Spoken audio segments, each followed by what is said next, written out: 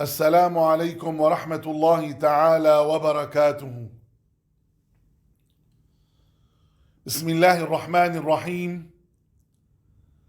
الحمد لله رب العالمين، وأفضل الصلاة وأتم التسليم على سيدنا محمد وعلى آله وأصحابه أجمعين.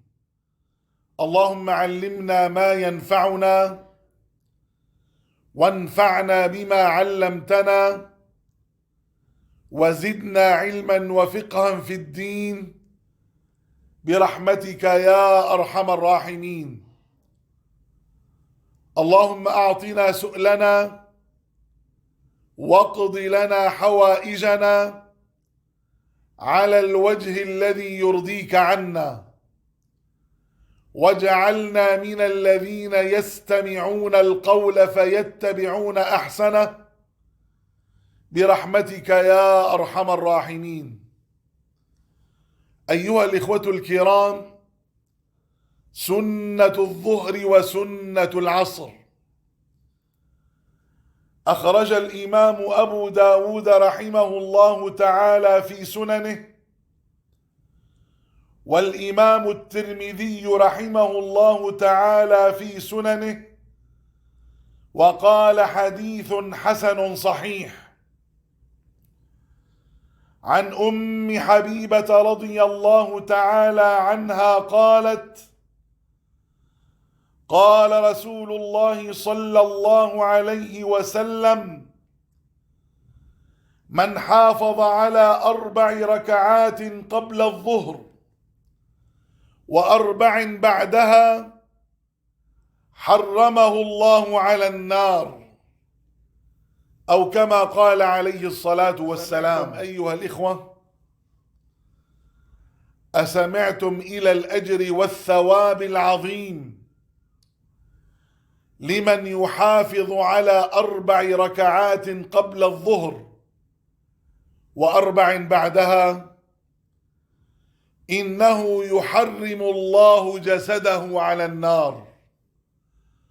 اللهم حرم أجسادنا على النار برحمتك يا أرحم الراحمين.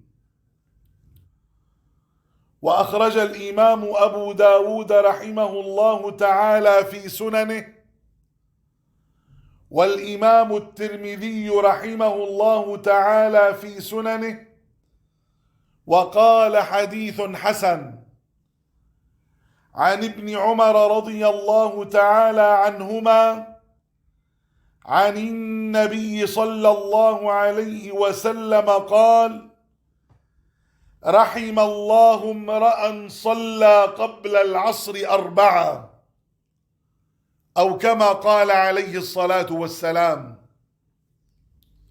أسمعتم أيها الإخوة؟ أسمعتم إلى الأجر والثواب العظيم لمن يصلي قبل العصر 4؟ هذا دعاء من سيدنا محمد صلى الله عليه وسلم بأن يرحم الله كل من يصلي 4 قبل العصر. أيها الإخوة الكرام، سنة العصر هي سنة مستحبة، ولكن انظروا إلى الأجر والثواب العظيم لمن يحافظ عليها. أيها الإخوة الكرام، للأسف كثير من الناس إذا سألتهم: هل تصلون سنة العصر؟ فمنهم من يقول لك: وهل هناك سنة للعصر؟ ومنهم من يقول لك: إنها مستحبة.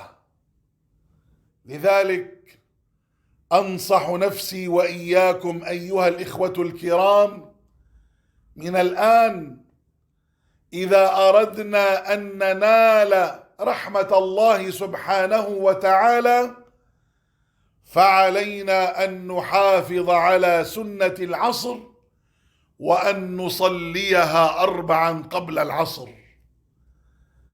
نفعني الله وإياكم بما سمعنا، وجعلني الله وإياكم من الذين يستمعون القول فيتبعون أحسنه.